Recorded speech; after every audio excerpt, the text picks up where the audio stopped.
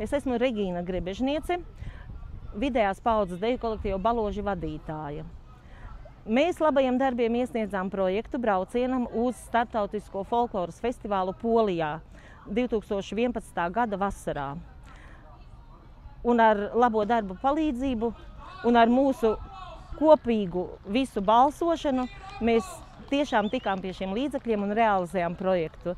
32 deju kolektīvu dalībnieki aizbrauca uz Poliju, prezentēja Latviju, prezentēja mūsu tautas mākslu un nodibināja savu Baložu deju kolektīvu atbalsta biedrību. Mēs turpināsim noteikti darbu arī tālāk, līdzekļu piesaistē savu deju kolektīva un kultūras attīstībā Baložu pilsētā. Mans moto ir nekad nepadoties. Un es jums novēlu ticēt tam, ko jūs esat iecerējuši. Viss patiešām būs.